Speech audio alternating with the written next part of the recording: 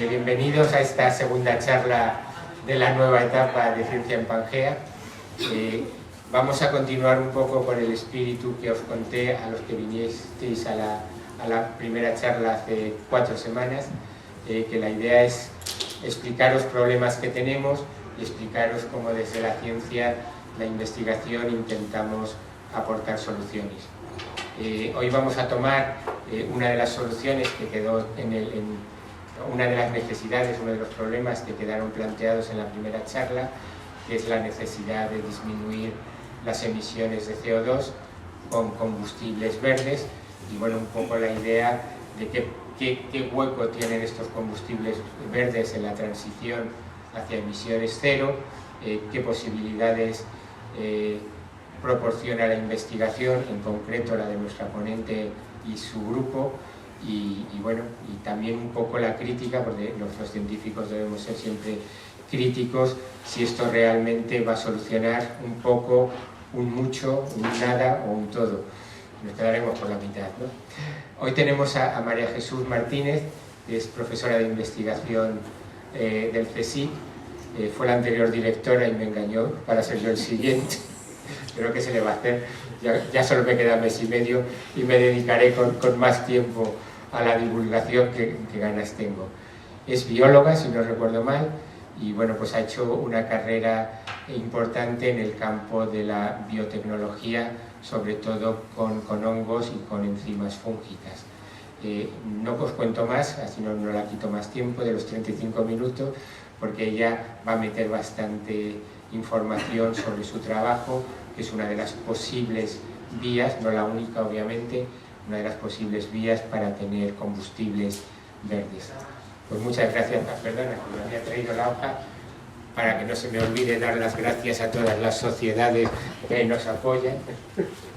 Entonces lo primero es agradecer a Pangea este maravilloso espacio, ¿no?, que nos deja una vez al mes, y luego aparte del CIB, que por motivos obvios apoya estas charlas, está la Asociación Española de Científicos, la Fundación DRO y la Sociedad Española de Inmunología. Gracias a todos. Gracias, María Jesús. Bueno, no sé ahora con un micrófono en la mano, entonces no sé cómo lo voy a hacer, pero... ¿Tienes una botella de agua? Voy a por ella. Vale, por si acaso, pero no estoy segura de que la necesite. Bueno, yo realmente cuando Enrique me propuso dar esta charla, pues pensé, bueno, lo que yo hago es una cosa muy concreta, como vais a ver más aquí. Es muy concreto, ¿no? Pero digamos que se enmarca dentro del tema de los combustibles verdes. Lo primero que quería comentaros es que la energía y los combustibles los necesitamos todos, porque todos tenemos unas necesidades, algunas que nos hemos creado y nos hemos habituado a ellas, pero la energía es necesaria para la vida que hoy llevamos, ¿no? Entonces, todos necesitamos poner la lavadora, todos necesitamos un microondas, todos necesitamos el coche relativamente, si no el tren, si no el avión. El caso es que necesitamos la energía. Y la energía que estamos utilizando actualmente es la energía de los fósiles, de los combustibles fósiles, que imagino que todo el mundo lo sabe, pero con un recuerdo, apareció y se ha creado durante millones de años debido a la transformación de materia orgánica, que se ha ido depositando en sedimentos y después de millones de años ha dado lugar, pues, al gas, al petróleo y al carbón. Este petróleo cubre más o menos el 80% de la demanda de energía que tenemos. El petróleo, que en griego viene del griego, que quiere decir aceite de roca, es una mezcla de hidrocarburos insolubles en agua y sirve para hacer un montón de cosas que necesitamos para el transporte, como hemos mencionado antes, para la gasolina y gasolio, para el transporte aéreo, para el fuel y el queroseno, para hacer lubricantes, componentes de vehículos, plásticos. Y realmente con el tiempo lo que pasa es que al utilizar este petróleo estamos emitiendo a la atmósfera un montón de CO2. ¿Por qué? Porque no hay un ciclo, porque se convirtió en esta energía hace millones de años, con lo cual lo único que hacemos es devolver este CO2 a la atmósfera. Se está agotando y además contribuye en gran medida al calentamiento global. Lo que sí es cierto es que con el tiempo, esto es desde 1998, esta gráfica es una gráfica de Statista del 2023, ha ido subiendo el consumo de miles de barriles de petróleo. Estos son miles de barriles, con lo cual son millones de barriles diarios en el mundo, y lo que estamos utilizando. Y en los últimos años parece que ha bajado un poquito la demanda. Entre algo tiene que ver la pandemia, claro, lógicamente. Esto es en España, ocurre la misma tendencia, y esto es una previsión de lo que hay en energías, que también lo que ha ocurrido es que en los últimos años pues ha habido otras energías alternativas que están contribuyendo en una medida importante a paliar esta necesidad de fuente de energía que tenemos. Y aquí tenemos una previsión de cómo puede crecer la energía verde durante unos años, y entre estos está la biomasa vegetal, que es con lo que nosotros trabajamos. La mayoría de la energía que consumimos está en el sector transporte. Fijaros en esta gráfica que más de la tercera parte, un 39%, 40% de energía tiene lugar en el sector transporte. Y esto lo que quiere decir es que si queremos de alguna manera bajar los niveles de CO2 en la atmósfera, lo que necesitamos es buscar energías alternativas y, a ser posible, combustibles para el transporte verdes. Hablamos un poco de verde un poquito después. Como os decía, la biomasa es una fuente de energía renovable. ¿Por qué? Porque el CO2 de la atmósfera se capta en las plantas a través de la fotosíntesis. Estas plantas, cuando mueren, lo que ocurre es que se degradan, y mediante los hongos y las enzimas que estos secretan, fundamentalmente son los hongos los grandes recicladores de la naturaleza, son posibles convertir en diferentes cosas, entre otras cosas en los biofuels, de los que vamos a hablar, y otros productos químicos que se pueden utilizar en el transporte, y este transporte emite CO2. Lo que ocurre es que este balance de CO2 que se emite a la atmósfera es más sostenible y más favorable que cuando el que consumimos de los combustibles fósiles. Pues bien, en nuestro grupo desde hace muchos años lo que pretende es estudiar un poco, imitar un poco la biorefinería del petróleo. Esta diapositiva no es nuestra, es de 2006, como podéis ver aquí. Entonces ya se hablaba de utilizar la biomasa para diferentes cosas, entre ellos los biofuels. Y lo que pretendemos es utilizar y sacar partido de esta biomasa, especialmente de los residuos que genera esta biomasa, utilizando biocatalizadores, y así contribuir a reducir el impacto ambiental, haciendo procesos un poco más sostenibles. Quería introducir aquí una plataforma del Consejo de la que formamos parte. Es una plataforma de diferentes grupos de investigación del Consejo, en la que hay grupos muy multidisciplinares, muchos químicos entre estos grupos y el nuestro, que es más bio. En lo que se pretendía es, de lo que hemos estado hablando, un poco hacer una biorefinería partiendo de residuos forestales o agrícolas. Entonces, hay un grupo, que es una unidad, que lo que hace es fraccionar estos residuos en 3 fracciones, los 3 componentes mayoritarios, la celulosa, la lignina y la hemicelulosa, y desde aquí cada uno va a intentar llegar a producir combustibles hacia un sitio o hacia otro. Luego vamos a entrar un poco más en detalle en esto. Hay distintos grupos del Consejo, 2 de Madrid, 1 de Valencia y otro de Zaragoza, trabajando en este proyecto, en un gran proyecto que es generación de biocombustibles a partir de hidrógeno y CO2. En esta plataforma yo voy a centrarme en lo que está haciendo nuestro grupo, que fundamentalmente es bioetanol de segunda generación a partir de la celulosa que nos proporcionan unos químicos que son los que van a hacer el fraccionamiento de estos residuos vegetales, ¿vale? Con este bioetanol, que ya puede utilizarse directamente en el transporte terrestre, porque ya se está utilizando como combustible, como aditivo de las gasolinas, vamos a hacer este bioetanol también, pero lo van a transformar mediante catalizadores químicos en compuestos que son olefinas, que al final, hidrogenando, van a dar una mezcla de hidrocarburos que son lo que forman el queroseno, con lo cual se va a utilizar en combustible de aviación. Por otra parte, también hay una plataforma, en este caso de residuos oleaginosos, en los que van a utilizar diferentes compuestos para obtener green fuel. Bueno, pues el bioetanol, que es lo que os decía que estamos produciendo nosotros, que vamos a producir nosotros, se produce a partir de biomasa vegetal, ya se está utilizando como aditivo de las gasolinas, de un 5 a un 7%, además se puede utilizar como otros derivados que de alguna manera potencian y mejoran la combustión. Y esto es un ejemplo, que aquí tenéis referencias si alguno está interesado. en que estas mezclas ya reducen las emisiones de CO2 a la atmósfera. Fijaros, por cada kilómetro recorrido, 7 gramos de CO2 que se emiten menos a la atmósfera solo con este porcentaje de bioetanol en las gasolinas. Y si pusiéramos un 85%, este porcentaje de CO2 que se emitiría a la atmósfera sería un 79% menos, o sea, 150 gramos por cada kilómetro recorrido menos. Lo que ocurre, y es lo que suele pasar, es que esto está muy estandarizado y en los motores de combustión que tienen los vehículos hoy día se pueden añadir estas cantidades de etanol sin cambiar la configuración de los motores. Mientras que si emitimos, si queremos poner etanol en más proporción dentro de esa gasolina, el motor tiene que ser distinto. Son motores que se llaman FlexiFuel y que yo sepa, en Brasil sí que los hay y ya los están utilizando, y de hecho tienen los dos sistemas alternativos desde que salen los coches de las casas de las fábricas. Y en el norte de Europa se empezó a instalar hace tiempo, pero tiene problemas de combustión cuando hace mucho frío. Con lo cual, que yo sepa, esto no ha prosperado en el norte de Europa, pero sí en Brasil se sigue utilizando. Es cierto que no se utiliza en todo Brasil, porque Brasil es muy grande, entonces donde están, de alguna manera, las productoras de bioetanol, sí que están funcionando los coches con bioetanol, pero cuando estás muy al sur, como hay que transportarlo, las emisiones de CO2 serían más grandes y entonces siguen utilizando la gasolina.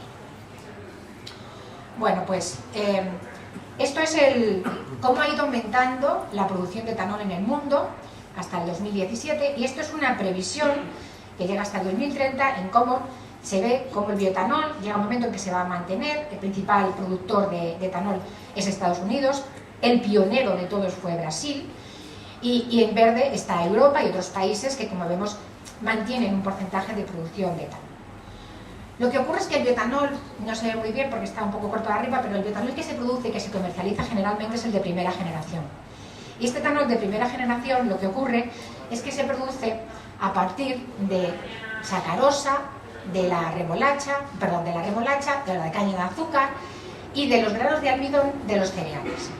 Entonces, el proceso es relativamente sencillo, porque lo que es una hidrólisis con unas enzimas que se llaman amilasas o invertasas, y esto lo convierten, estas cadenas de azúcares se cortan, se libera glucosa y luego se fermenta por una levadura, que es la levadura que se utiliza desde los fenicios para obtener la cerveza, Saccharomyces cerevisiae, aunque está mejorada para que tolere mejor las cantidades de etanol, y se fermenta el etanol.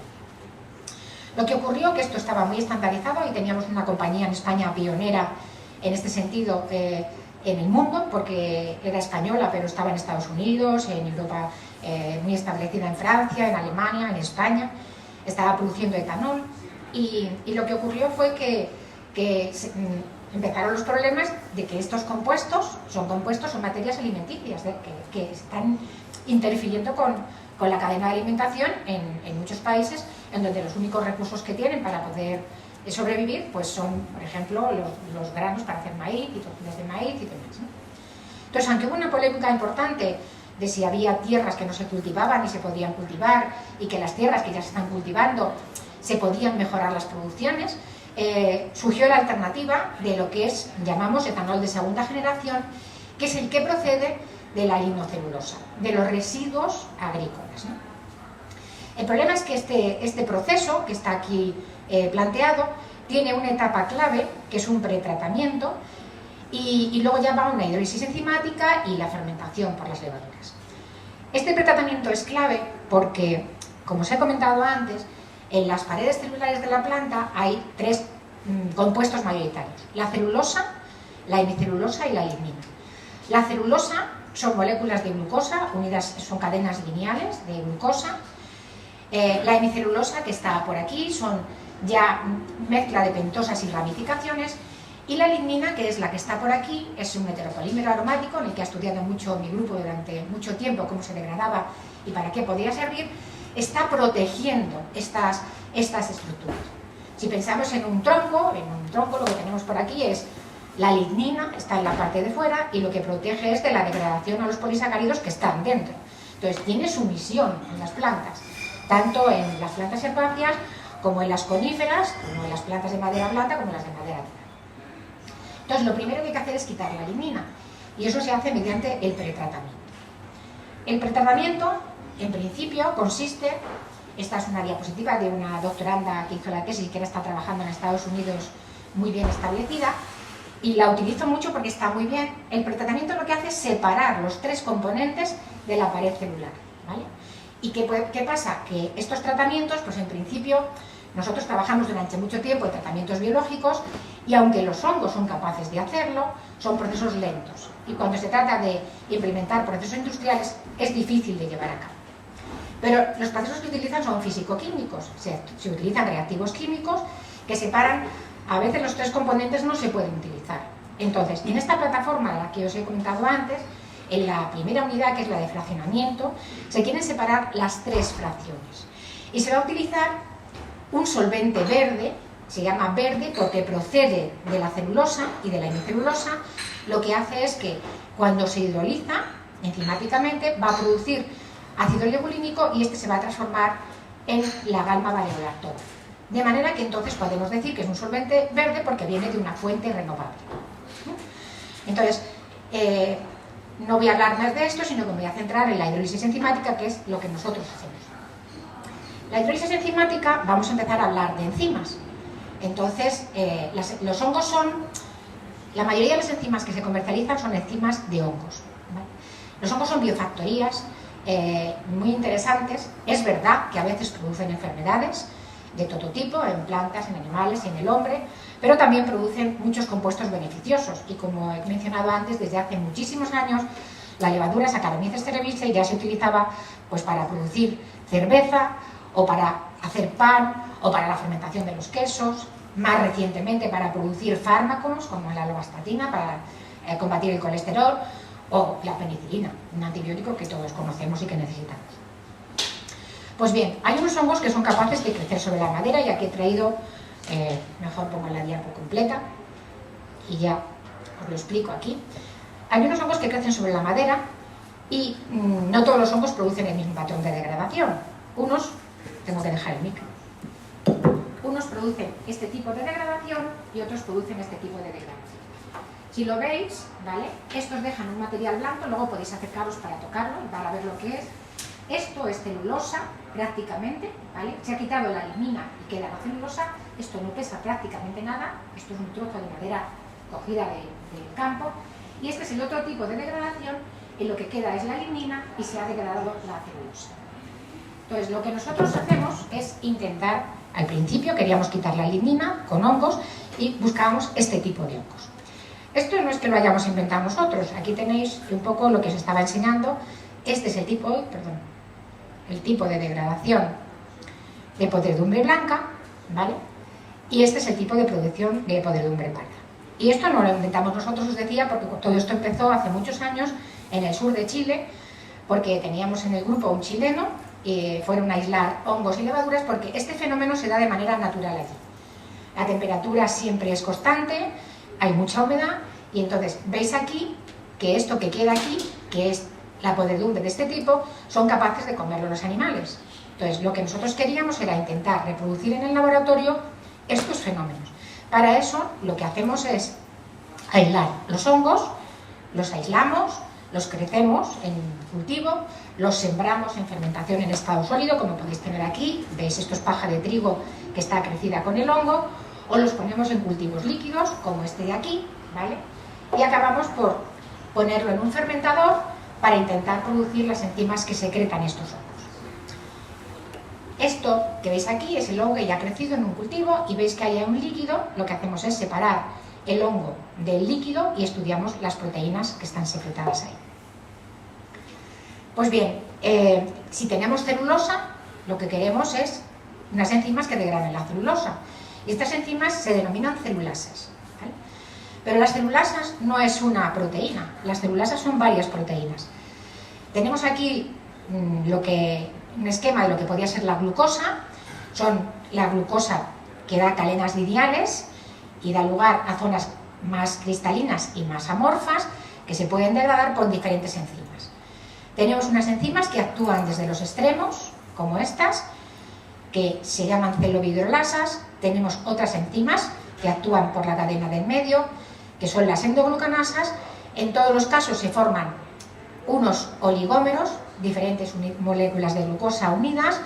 En el caso de las endo dan moléculas de más átomos de glucosa, mientras que en el caso de las celobiograsas dan lugar a moléculas más pequeñas, de 3, de 2, de 4 átomos de glucosa, de moléculas de glucosa, no átomos, perdón, si hay algún químico me va a echar la bronca. Y por último llegan las beta-glucosidasas, que las beta-glucosidasas lo que hacen es romper estos oligómeros de glucosa para liberar la glucosa. Entonces, cuando hablamos de celulasas, que son estas mezclas de enzimas que degradan la celulosa, vemos aquí los residuos y aquí sacamos la celulosa, llegan las celulasas, rompen las moléculas, llega la glucosa y se produce el etanol. Cuando empezamos estos estudios ya había celulasas comerciales. Las celulasas comerciales, la mayoría de ellas son del género, que se estudian, son producidas por el hongo que es del género Trichoderma, fundamentalmente Trichoderma resei. Pero son cócteles que al principio eran cócteles deficitarios en beta-glucosidasa. Las celulasas se utilizan para muchas más cosas, por ejemplo para tratar el algodón de los vaqueros, y entonces pues a veces no es necesaria la beta-glucosidasa para que se llegue hasta glucosa, pero en el caso de la fermentación tenemos que conseguir glucosa. Entonces los cócteles que inicialmente había eran cócteles que no eran muy ricos en beta-glucosidasa y surgieron alternativas, como los cócteles producidos por aspergillus. Y nosotros empezamos a estudiar en colaboración con una empresa, que era esa empresa que os he nombrado antes, española, Abengoa, que estaba establecida en Estados Unidos, nuevos hongos que pudieran producir cócteles más equilibrados y que además produjeran enzimas más robustas que nos permitieran tener mejores rendimientos. Cuando empezamos este estudio, lo que hicimos fue buscar los hongos, era lo que entonces se hacía, hace como 10 años, quizá algo más. Todavía no se disponía de muchos genomas, con lo cual íbamos buscando muestras en el suelo, en zonas donde había cereales, y teníamos muestras de diferentes sitios, y luego en el laboratorio hacíamos diluciones y estudiábamos los hongos que respondían mejor. En el caso de este nuevo aislado, lo identificamos como un hongo que hemos llamado Thalaromyces amestolkiae, después de identificarlo mediante pruebas morfológicas y también mediante taxonomía utilizando técnicas moleculares con zonas de ADN que se conservan de unas especies a otras, pues llegamos a identificarlo como Thalaromyces amestolkiae y lo hemos estado estudiando. Lo primero que hicimos fue producir el cóctel que producía este hongo en un medio líquido. Separamos aquí el cultivo, en ese cóctel están todas las enzimas que producía y las probamos utilizando unos cócteles comerciales que tenían celulasas que, como os he dicho, en ese momento no eran cócteles enriquecidos. Bueno, uno de ellos se llamaba Celuclas y otro Ultraflow, aquí tenéis uno y aquí tenéis otro, y lo que hacíamos era complementar estos cócteles con enzimas que también eran comerciales de la misma compañía, pero que eran ricas en beta-glucosidasa, decíamos que eran cócteles deficitarios, o con nuestro cóctel que producíamos en el laboratorio, que era el producido por el hongo. Y aquí veis en rojo que incluso a veces da un resultado muchísimo mejor suplementando estos cócteles que los cócteles comerciales que en ese momento había. Pues bien, esto nos animó a seguir un poco intentando ver qué proteínas eran las que estaban implicadas en este proceso. Y para eso necesitábamos coger las proteínas y estudiarlas. Una proteína está formada por aminoácidos, que son cadenas lineales de aminoácidos, que se pliegan dando lugar a una estructura primaria, secundaria, terciaria, incluso a veces cuaternaria, como en el caso de la hemoglobina. Esto le da unas propiedades a cada proteína distintas, cada proteína es distinta a otra proteína, y lo que hacemos en el laboratorio es purificarlas, separarlas del resto, para intentar estudiarlas por separado. Entonces, utilizamos diferentes técnicas para separarlas, perdón, que me he pasado para atrás. Utilizamos diferentes técnicas que se basan en la exclusión molecular, que quiere decir el tamaño de cada proteína, o se basa en la carga que tiene la proteína, dependiendo del número de los aminoácidos que tiene, o se basa en interacciones hidrofóbicas, y lo que hacemos es un esquema muy sencillo. A través de una columna separamos las proteínas y aquí tenéis un cromatograma y nos quedamos con la proteína que ya está aislada para estudiarla por separado. Pues bien, hemos estudiado muchísimas más cosas, pero hablando de las celulasas, tenemos caracterizadas varias celulasas. Tenemos, como decía antes, en el esquema, tenemos en el esquema 2 endoglucanasas, que son las que rompen por la mitad de la cadena caracterizadas, y tenemos 3 beta-glucosidasas caracterizadas. Y lo que hacemos es, cuando ya tenemos estas proteínas caracterizadas en el laboratorio, las secuenciamos, y esto lo hacemos utilizando fragmentos distintos de la proteína, rompiéndola en pedacitos con otra proteína, y luego, como un rompecabezas, intentando buscar la secuencia. Y cuando tenemos la secuencia, lo que hacemos es expresarla en un organismo recombinante, que puede ser una bacteria. Utilizamos pues plásmidos para pegar el ADN de la proteína que queremos estudiar, y lo expresamos en una bacteria o en una levadura. Nosotros estamos utilizando este sistema, que es Pichia pastoris. Los hongos son eucariotas, con lo cual las proteínas suelen estar glicosiladas con cadenas de azúcares. Entonces utilizamos este sistema porque la levadura es eucariota y entonces tiene un sistema de glicosilación que no tienen las bacterias. Pues bien, hemos expresado en Pichia pastoris una proteína de estas que os he dicho antes, hemos expresado todas, os cuento un ejemplo, y hemos visto que incluso cuando suplementamos este cóctel, el Feluclas, que os decía antes, solo con esta proteína, no con el cóctel, con el complejo que venden en la empresa como beta-glucosidasa y con esta enzima ya purificada, vemos que los rendimientos en glucosa liberada del material pretratado, en este caso era paja pretratada, pues liberaba mucha más glucosa. Un sistema bueno que teníamos, pero que hay que probar que funciona realmente. ¿En qué condiciones? En las condiciones que queremos utilizar en la plataforma en la que estamos, que hemos comentado anteriormente. En la plataforma lo que se va a utilizar es, en este momento se está utilizando madera de abedul, residuos de madera de abedul. Primero caracterizamos esta madera, vemos la composición que tiene los residuos de madera de abedul. Después de tratar con la gamma-valorolactona, el solvente verde, vemos que se enriquece esta fracción porque estamos separando la lignina y las hemicelulosas, y lavando con agua obtenemos un rendimiento ligeramente mayor. En principio pensamos, lavar con agua no tiene sentido, y menos a nivel comercial. Lavar con agua significa un paso más y no es muy bueno para una empresa. Pero es que lo que queremos es recuperar esta gamma-valorolactona para reciclarla. Entonces sí tiene sentido recuperar el solvente, este solvente verde, y volver a utilizar.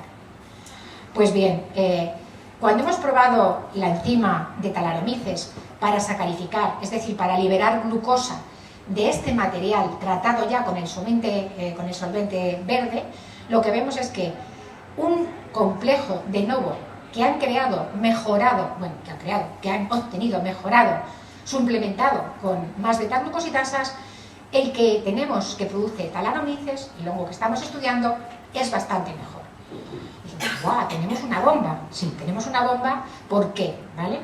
Tenemos una bomba porque, en este caso, estamos fijando las cantidades de enzima puesta en los dos casos para poder comparar, y tenemos que en beta-glucosidasa, que era la enzima que liberaba las glucosas, tenemos más o menos la misma cantidad cuando fijamos esta enzima, pero tenemos mucho más endoglucanasa. Está rompiendo por aquí más eficazmente, con lo cual libera más monosacáridos. Pero también puede ser que esta beta-glucosidasa sea mucho más robusta, ¿vale? Tenemos que comprobarlo. Otras cosas que estamos haciendo es estudiar otros combustibles, en este caso biodiesel. En este caso no se trata de celulasas, se trata de una lipasa que también estudiamos en el laboratorio, de una lipasa versátil. Empezamos trabajando con una papelera porque tenía depósitos en las pastas de papel, pero luego esta lipasa resultó ser muy interesante porque es esta de aquí, también aislada de un hongo, que nosotros hicimos el screening, y cuando comparábamos con lipasas y con esterolesterasas, que son otras enzimas, tenía más actividad. Pues bien, también la expresamos de forma recombinante en Pichia pastoris, y os cuento esto porque lo que hemos hecho con ella es inmovilizarla. Las enzimas, cuando las estamos utilizando en procesos, se gastan y son caras, con lo cual si somos capaces de reciclarlas sería una buena opción. Pues lo que estamos haciendo es utilizar diésel con una enzima que hemos inmovilizado en un soporte magnético. Este soporte magnético, que tiene hierro en el núcleo, presenta la enzima en la superficie, ¿vale? Tenemos una patente con este sistema de inmovilizar, y hemos comprobado que realmente funciona la enzima inmovilizada. Y efectivamente tenemos que cuando utilizamos aceite reciclado de la freidora, ¿vale?, tenemos que la composición son triglicéridos, es aceite de oliva con muchos triglicéridos que todavía quedan después de reutilizarlo en casa, y vemos aquí que lo que se producen son ésteres metílicos, que es el diésel. Lo bueno de esto es que este sistema nos ha permitido reutilizar la enzima, y como podéis ver aquí, tenemos, después de 10 ciclos de utilizar la misma enzima en diferentes procesos, podemos ver que el rendimiento es muy bueno, se puede reutilizar la enzima. Aquí he traído una película, a ver si soy capaz de ponerla.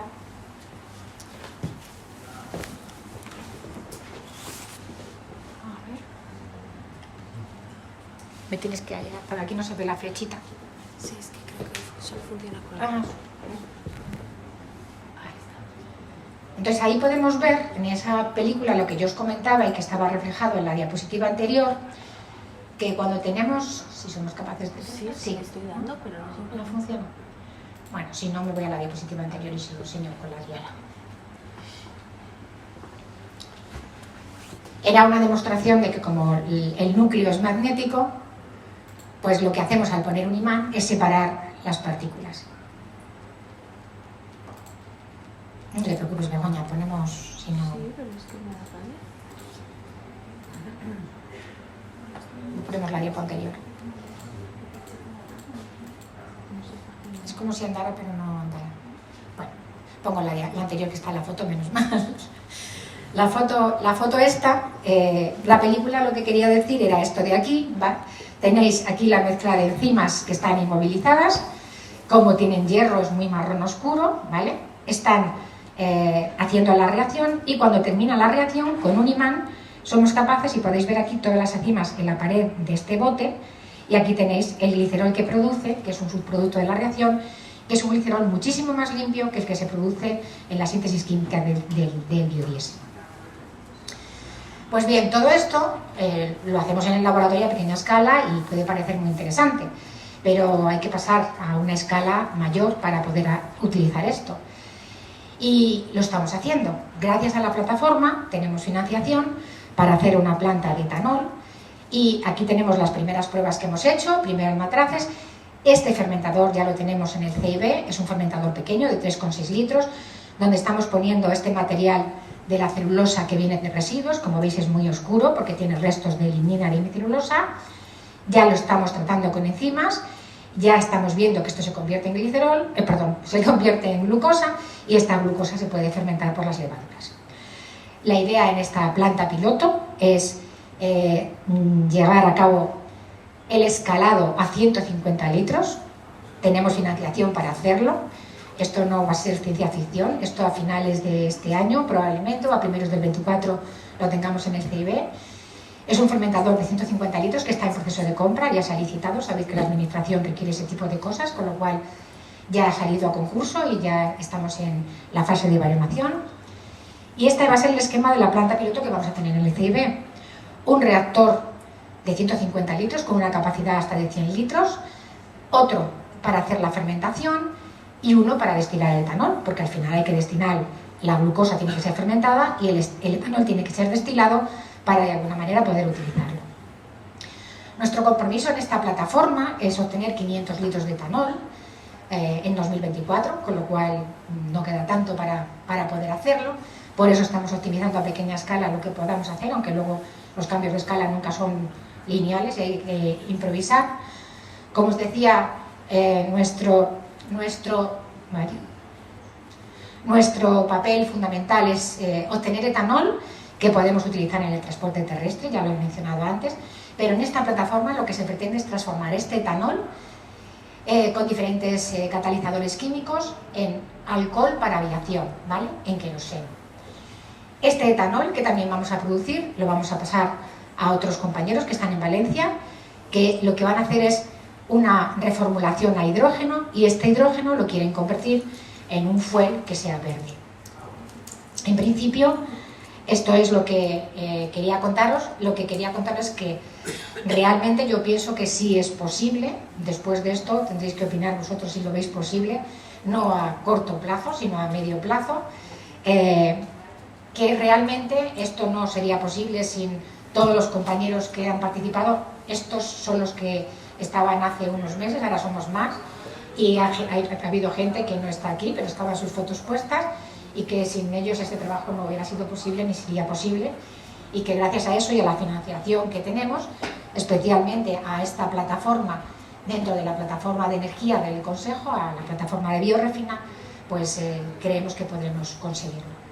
Y con esto, a lo mejor ahora ustedes pueden pensar si son posibles o no son posibles los combustibles verdes.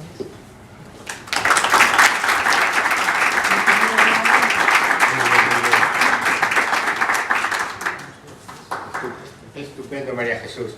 Así tenemos más tiempo para las preguntas. ¿Tenéis ya alguna o rompo el hielo?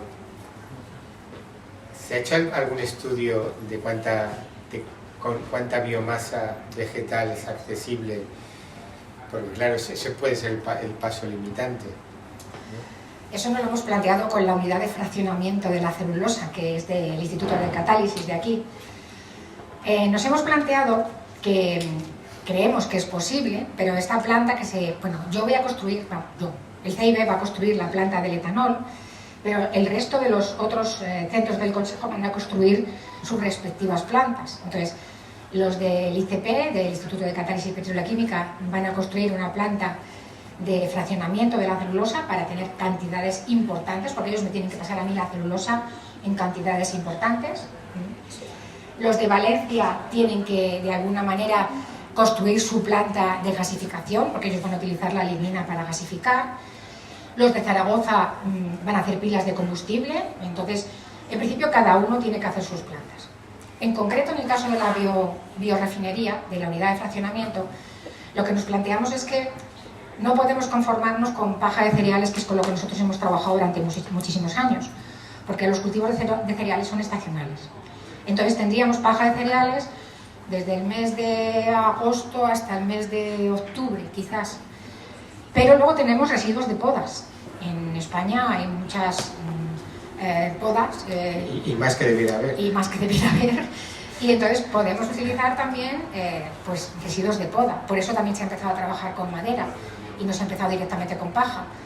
Parece que la unidad de fraccionamiento puede trabajar con todo tipo de materias. Las pruebas que han hecho con madera, yo dudaba que pudieran sacar una celulosa que fuera utilizable, pero las pruebas que estamos haciendo a pequeña escala sí lo demuestran, con lo cual, en principio, lo razonable sería trabajar con una planta relativamente cerca de donde se hubieran residuos de cultivos y que fueran estacionales y que se pudieran reutilizar. Pero vamos, se necesitan toneladas de biomasa para poder hacer esto.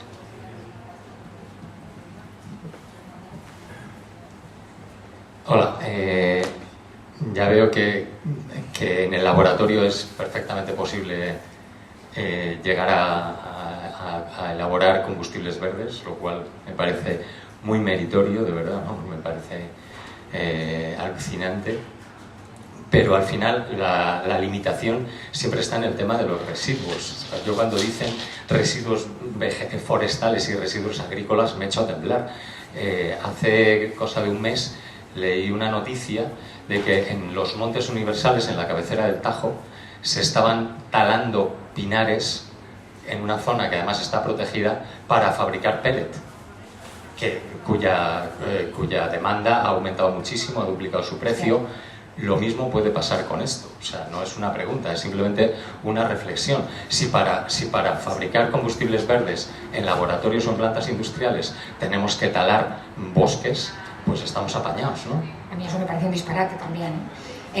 Yo he hablado de residuos. Los residuos no son bosques.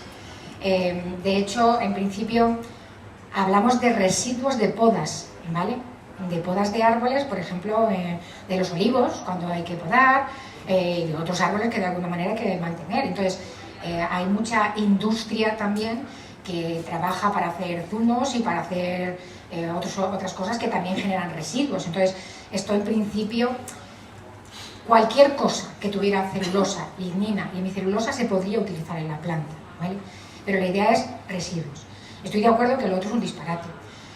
Lo que pienso es que hacer combustibles verdes está muy bien, Pero esto no va a solucionar el problema de dejar de utilizar el petróleo. En esa gráfica que ponía de previsión, vamos a seguir utilizando petróleo, pero si somos capaces de reducir el impacto ambiental utilizando residuos, seremos capaces de hacer un planeta más sostenible. Y somos capaces de hacerlo. Cuando tuvieron los aerosoles, porque la capa de ozono estaba mal, ahora hemos conseguido recuperar la placa de ozono. Entonces, cambiando una serie de costumbres y poniendo un poco de nuestra parte, que también nosotros podemos poner de nuestra parte para utilizar menos transportes individuales, aunque es difícil, la primera soy yo también, ¿no? En que podemos utilizar más transporte público y disminuirlo, pero también es verdad que no solamente estos combustibles verdes hechos de biomasa van a ser la solución. Va a estar la electricidad, va a estar el hidrógeno, va a haber energías alternativas que de alguna manera, si todos colaboran, será posible de alguna manera pues reducir las emisiones de CO2. Esa es un poco la idea, pero vamos a utilizar residuos, no cortar árboles. La pregunta es si hay suficientes residuos. Si hablamos de que son residuos, por ejemplo, cuando estamos hablando de cereales, también la paja se utiliza para alimentación animal, o sea que, pero es verdad que se quema mucha paja. Es cierto que desde que apareció lo de los pellets, que era algo que hacían nuestros abuelos sin hacer pellets, o los tatarabuelos, pues en principio se está reconvirtiendo, ¿no? Con lo cual habrá que buscar un poco el equilibrio entre qué es lo que más compensa. También es cierto que todo esto es muy teórico y que cuando acabe el proyecto, que será a finales del 24, lo que hay que ver es hacer un análisis de ciclo de vida. El análisis de ciclo de vida quiere decir ver las emisiones de CO2 en cada punto de la cadena, porque si vamos a emitir más CO2 de lo que vamos a ahorrar al planeta, tendremos que ver si merece la pena.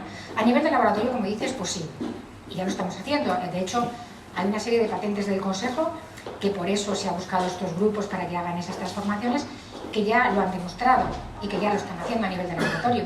Hay que ver si a nivel de planta piloto funciona. Una posibilidad que sería ventajosa para los bosques es limpiarlos. Porque hay muchos bosques que están hechos una pena y que cuando cae un rayo o pasa un loco por allí, arde todo. Entonces, no creo que pueda la biomasa reemplazar al petróleo, pero si ponemos un poco de biomasa, bastante de solar, otro de eólica, yo creo que esa es la idea, ¿no? Habéis comentado, bueno, mi pregunta era qué se hace ahora con esos residuos y a quién se los vamos a quitar para hacer combustibles verdes, pero habéis hablado también de, por ejemplo, hacer pellet y quemarlo directamente, que es otra forma de sacar esa energía. Aquí vas a combustibles para transporte, todo esto está orientado a transporte. ¿Por qué a transporte y no a calefacción? Pues en principio porque lo que queremos es utilizar las tres fracciones de la biomasa por caminos distintos. Entonces, fijaros que en esta planta que hay aquí, ¿vale?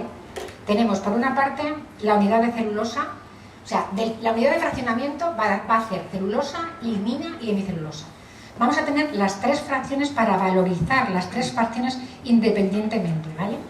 Entonces, aquí se va a hacer etanol para esto, ¿vale? Para hacer el combustible, el queroseno, ¿vale? Pero aquí lo que se está haciendo es, esta lignina se va a transformar a un biofuel de lignina, ¿vale? O se va a transformar en gas de síntesis, que podrá utilizarse para diferentes cosas. Entonces, en principio, todo está pensado en este sector, en este proyecto, para el transporte, ¿vale? Pero en principio todo esto podría utilizarse como fuente de energía para otras cosas. Y luego, de aquí, de la hemicelulosa, o sea, se trata de darle más valor a los componentes de estos residuos, ¿vale? Hablamos de residuos siempre. Aquí, de la hemicelulosa, lo que se trata es hacer furfurales. Los furfurales son azúcares que se rompen, que normalmente dan muchos problemas y que dan muchos problemas siempre, que inhiben el funcionamiento de las enzimas, y con este solvente verde, lo que ellos es separan una corriente en donde aparecen los furfurales por medio de la hemicelulosa, y de aquí aparecen un montón de plásticos, ¿vale? Plásticos que de alguna manera sabéis que también están generando muchos problemas. Entonces, de lo que se trata es de las tres fracciones de la lignocelulosa, valorizarlas por caminos distintos para sacar productos que sean interesantes no solamente para el transporte, sino para otros usos.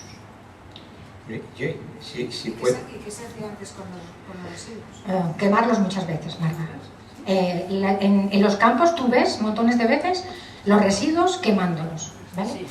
Quizá cada vez menos, por lo que comentaba antes este compañero, que decía que se están utilizando ya para hacer pellets, entonces lo están de alguna manera rentabilizando. Antes los abuelos iban a por la leña y la quemaban directamente en la chimenea, ¿vale? Ahora es verdad que ha surgido un negocio alternativo desde hace pocos años, pero la mayoría, en muchos sitios, se siguen quemando los residuos. Por añadir una cosa, en la transición digamos, a generar menos CO2, uno de los grandes problemas es almacenar la energía. Es decir, el problema de la solar o de la eólica es donde la almacenas, ¿no? Entonces, aquí la almacenarías como biofuel, ¿no? Es decir, podrías ir sustituyendo poco a poco combustibles, porque al campo, esto que era Antonio Turiel, ¿no? Lo que oímos.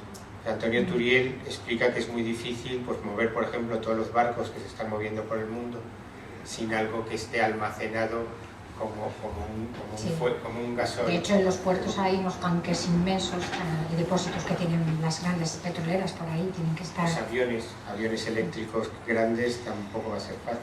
No, además es que con etanol se ha hecho alguna prueba, pero el problema es que el poder de combustión no es muy alto y tiene que ir en mezclas, mientras que el queroseno sí que es... el poder de combustión es mucho mayor.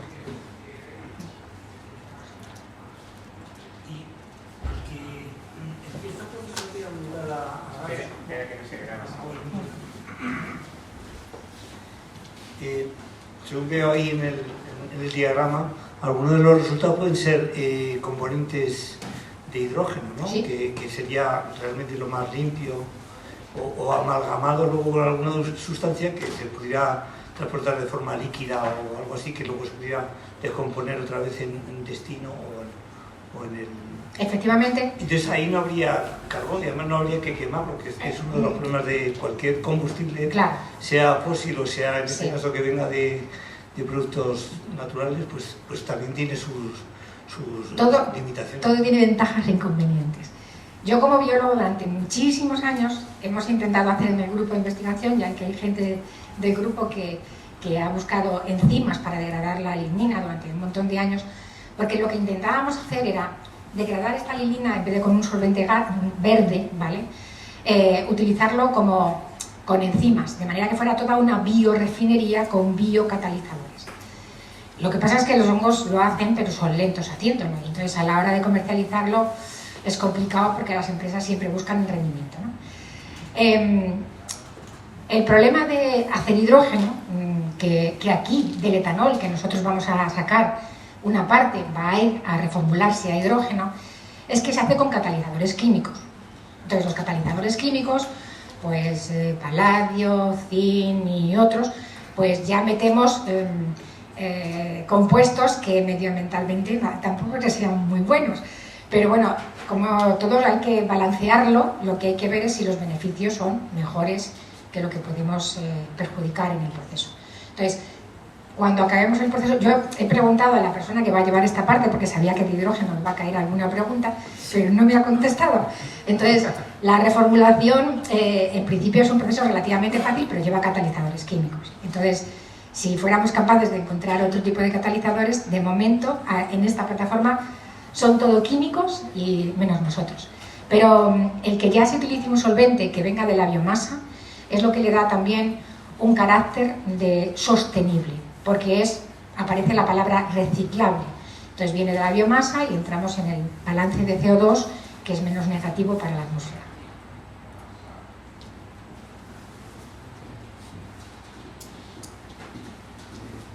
No se anima nadie más.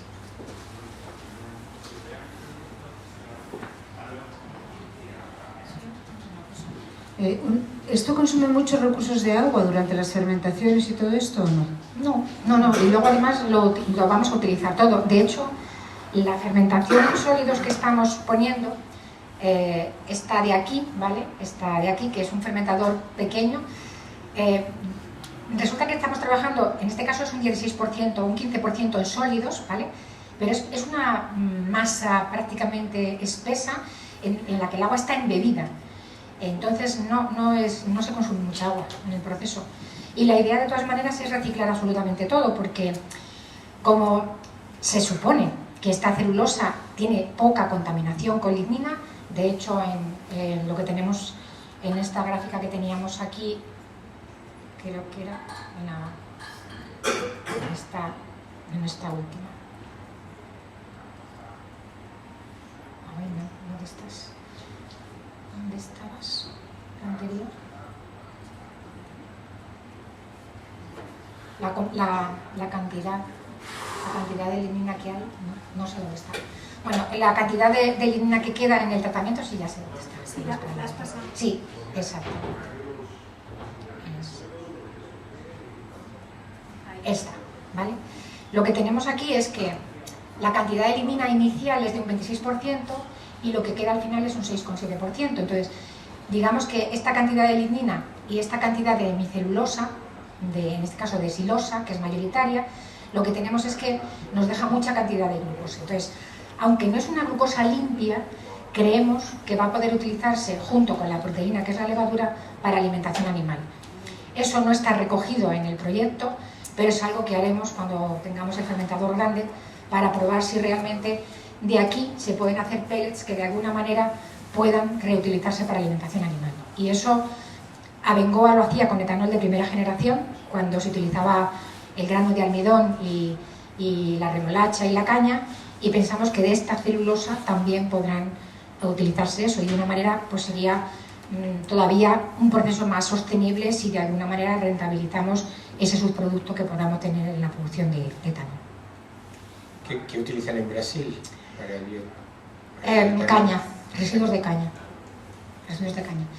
Y cuando estuvimos hace relativamente poco, y en São Paulo, que es donde tienen, en la capital, pues tienen las fábricas muy cerca, y nos decían que allí se quedaban un poco extrañados que ellos han venido a España, y me decía, pero aquí los coches tienen un motor. Sí, solo tienen un motor. Allí salen con 2 motores, y los que están en São Paulo utilizan etanol, y los que están en los alrededores de São Paulo también. Los que están en el sur, aunque tienen los 2 motores de fábrica, pues utilizan gasolina.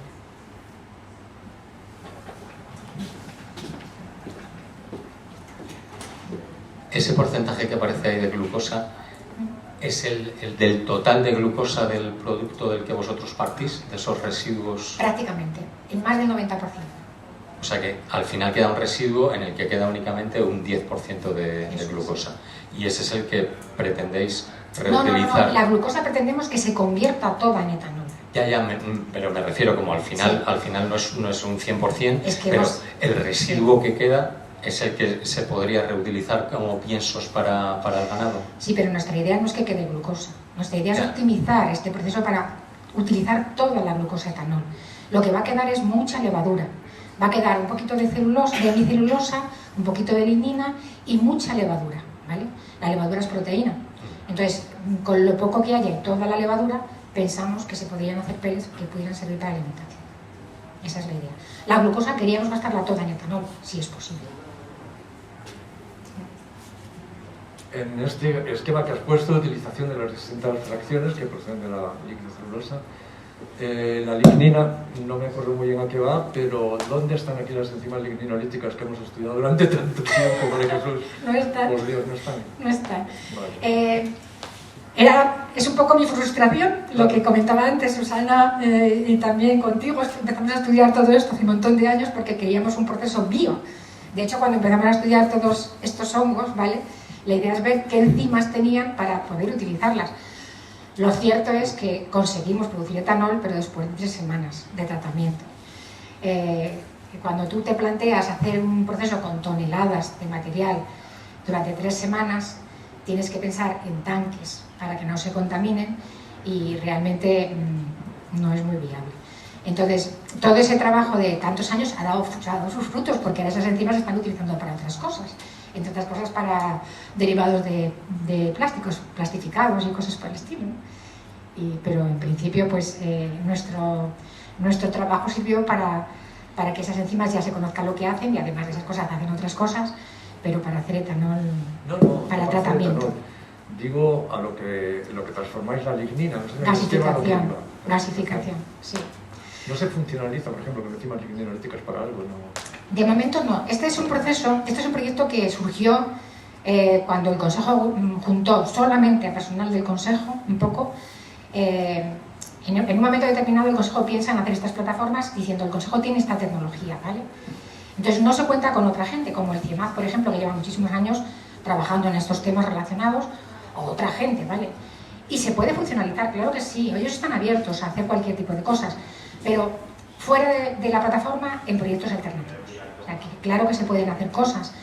De hecho, estamos colaborando con ENCE, que es una papelera con la que hemos colaborado montones de años, porque ellos tienen aguas residuales que tienen lignina, y la lignina de las aguas residuales de ENCE se la están llevando los de Valencia para poder reconducir esa lignina y valorizar esa lignina. O sea que de lo que se trata es de todo lo que sea residuo, ¿vale? Utilizarlo. Pero en principio no se han planteado hacer cosas con encinas. A mi pesar. Y aunque lo sugerimos, los procesos químicos son más rápidos, es lo que tienen. Tienen otros inconvenientes. Yo tenía un comentario y una pregunta. El comentario tiene que ver pues, con otras preguntas que se han hecho sobre los residuos, ¿no? O sea, en Brasil se empezó y es de los que más han producido precisamente porque tenían muchísimos residuos de bagazo de caña de azúcar que querían saber a ver qué podían hacer eso, qué hacer con ello, y de alguna manera me imagino que hubo una legislación que ayudó que de alguna manera pudiera implementarse toda esta política y toda esta industria del bioetanol que está muy instaurada, ¿no? Entonces, pensando en los tipos de residuos, que tenía que ver un poco con la pregunta anterior, pues claro, en España, los que comentabas de la poda de olivo, porque obviamente esos, pues tenemos la mayor producción mundial de aceite y la mayor cantidad de olivos, no sé cuántos millones hay en España, pues eso claro, son podas anuales que yo tendría, claro, la pregunta sería un poco más al otro de la otra cadena, al que hace lo del fraccionamiento de la lignocelulosa. ¿Tú sabes si hay algún tipo de, yo qué sé, directriz, ayuda, yo qué sé, sugerencia para que se tire a intentar valorizar esos residuos y no otras cosas? En el proyecto hemos tenido varias reuniones con, no se llaman proveedores, son gente que gestiona los residuos agrícolas, ¿vale? Entonces, ¿cómo se llaman cómo se llaman estos señores de Valladolid? Los de Cardiff, ¿vale? Con ellos y con otra gente hemos estado viendo un poco residuos estacionales, ¿vale? Ellos tienen naves inmensas donde tienen residuos de todo tipo, de agricultores que están alrededor de donde está esta compañía, ¿no? Entonces, un poco viendo con ellos qué podíamos hacer y qué se podía hacer. Entonces tuvimos reuniones con la gente del ICP, que son los de la unidad de fraccionamiento, que van a utilizar la gama valero-lactona, y yo dudaba que si poníamos madera pudiera salir algo, pero con el abedul, que el abedul realmente no era un residuo que aquí estábamos utilizando, pero había un proyecto europeo y de gente que estaba en ese proyecto y que tenía madera de abedul, y empezamos por esa porque es la que teníamos para utilizar. Y efectivamente se puede utilizar. Entonces ellos dicen que también se podría utilizar el olivo, que no habría ningún problema para utilizar residuos de poda de olivo. Claro, porque yo creo que lo que tendría que ser es que, pues eso, de la misma manera que aquí no tenemos residuos de caña de azúcar y no es una tontería ponerse a utilizar caña de azúcar, pues habría que como adecuar, y además es un poco en aras de la sostenibilidad, ¿no? Adecuar claro. Un poco los residuos que tiene o las que tiene cada país o cada zona geográfica para precisamente... Claro, pero es un poco lo que comentaba anteriormente, son estacionales todos estos residuos, porque las podas del olivo son septiembre, octubre, noviembre, ¿vale? Entonces tendrías olivo esos meses, pero luego eso no llega hasta el mes de mayo, ni tampoco llega junio, agosto, septiembre. Entonces, quizá utilizando unas veces una cosa y otras veces otra. Claro, pues con la misma mayo a octubre, claro, este tipo, de octubre a no sé este otro y de... Esa es la idea, esa es la idea. Lo que también es cierto es que si yo tengo que traerme los residuos de Jaén aquí a Madrid, mal negocio. Entonces, la idea de la biorefinería es que se monte en los sitios donde realmente haya este tipo de residuos, ¿vale? Entonces, la primera planta de etanol de segunda generación se hizo en Salamanca, en uno de los proyectos que tuvimos con Abengoa, y se hizo a partir de residuo de cereal, porque está en Castilla todo lo que hay es cereal. Entonces, era maíz, era trigo, era cebada, era... Entonces, de alguna manera, un poco intentar diseñar las plantas acorde con lo que tienes alrededor y siempre que se pueda. Lo mismo que en Brasil, en São Paulo utilizan etanol y en Caxias do Sul no, pues aquí también los que podamos utilizar etanol se utilizan y los que no puedan pues utilizan otras cosas, pero mientras tanto se vamos poniendo nuestro granito de arena en estas cosas. Bueno, pido disculpas si la pregunta es... No, no te preocupes. Pero me pregunto, ¿y las grandes ciudades no pueden... ¿Las grandes ciudades no pueden ser suministradoras de residuos? Parques, árboles y otra clase También, no habría ningún porque problema. Claro, porque no habría ningún eso... problema. Estamos hablando de toneladas, ¿vale? Entonces, claro, la verdad de toneladas son mucha cantidad, pero por supuesto también. El problema del tema de la gestión de residuos lo llevan empresas que realmente viven de la gestión de residuos, o sea que de alguna manera, por supuesto, tendríamos que contar con estas empresas que gestionan residuos tanto en las urbes como en los pueblos, como en las aldeas, como en otros sitios, ¿no? O sea que sí, o sea, todo lo que sea residuo, que tenga los tres componentes, en el caso de esta plataforma, podría utilizarse para valorizar la celulosa, la hemicelulosa y la lignina. ¿Cómo o sea, qué rendimiento se saca de las herbáceas? No es malo, es bueno. O sea, sí, es que la cantidad de celulosa que hay es aproximadamente un 50% en todas ellas. Entonces, había una diapositiva también por ahí puesta en alguna parte en las que estaban los contenidos de las diferentes plantas, y las herbáceas, si tenéis ahí, veis, tienen de celulosa hasta un 40%, ¿vale? Las maderas es verdad que tienen más, pero aquí llegamos hasta un 40%, con lo cual, en principio, se podrían valorizar bien. Lo digo porque una de las estrategias que se está hablando para disminuir el CO2 es la captura. La captura puede ser enterramiento o captura química, pero también se habla de no tener campos sin nada, no tener campos en barbecho, que eso tiene también problemas porque rompes el humus y los hongos, que son las micorrizas y todo eso, y bueno, plantar herbáceas anuales y recogerlas para algo. De hecho, había estudios de algunas plantas, o sea, de campos en barbecho que no se están cultivando. Por eso cuando se hablaba al principio de que el etanol de primera generación interfería con la cadena alimentaria, los defensores de esa tecnología lo que decían es que hay muchos campos en barbecho que se podrían utilizar para producir cultivos. Claro, a lo mejor necesitan darles un empujón, y todo esto, seamos realistas, se investiga todo esto con ayudas y con proyectos que ponen la financiación necesaria para que esto tire adelante. Pero efectivamente, o sea, hay algunos, todo lo que sean plantas, de alguna manera, todo lo que sea biomasa vegetal podría utilizarse. En Brasil tienen una hierba que se llama hierba elefante, ¿vale? Que crece, bueno, en Brasil crece todo de todas maneras, o sea, porque había hortensias por toda la carretera como si fuera eso, yo qué sé, ¿no? Pero nadie las cuidaba, estaban en los bordes de las carreteras. Y esta hierba elefante es de esta altura, ¿vale? Y la están utilizando también para producir etanol. Y crece por todas partes, por todas partes. ¿Los residuos orgánicos estos que reciclamos sirven también? También sirven. En ese caso, lo que pasa es que los residuos orgánicos caseros. No hay... hay que caracterizar los residuos orgánicos porque ya la planta de Abengoa que tenía en Salamanca, que era etanol de segunda generación a partir de residuos de cereales, se reconvirtió a residuos orgánicos, ¿vale? El problema de los residuos orgánicos, todos lo sabemos, es la variabilidad. Entonces, la variabilidad que hay en el residuo orgánico no es celulosa, fundamentalmente lo que hay pues, son proteínas, carbohidratos, otros materiales que se pueden reconvertir también, ¿vale? Pero también se está haciendo, también se está estudiando.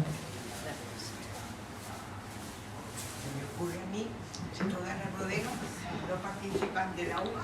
También, y de hecho, en el proyecto residuos de la uva.